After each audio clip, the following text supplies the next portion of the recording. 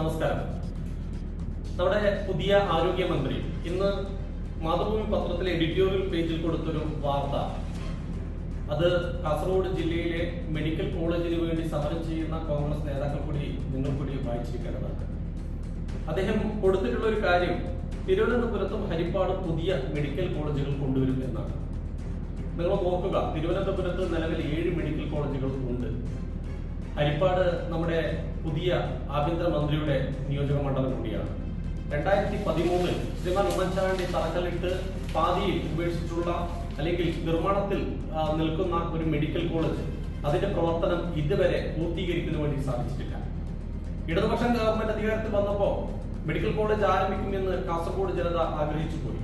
പക്ഷെ അത് നടന്നില്ല. വീണ്ടും ഇപ്പോൾ UDF ഗവൺമെന്റ് അധികാരത്തിൽ വന്നിരിക്കുകയാണ്.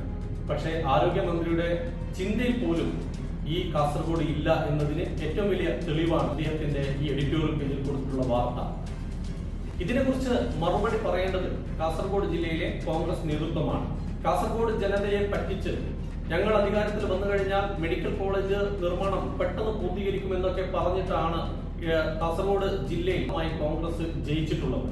അതുകൊണ്ട് കാസർഗോഡ് ജില്ലയിലെ കോൺഗ്രസ് നേതാക്കന്മാർ, നിങ്ങളാണ് ജനങ്ങളോട് ഇതിന് മറുപടി പറയേണ്ടത്.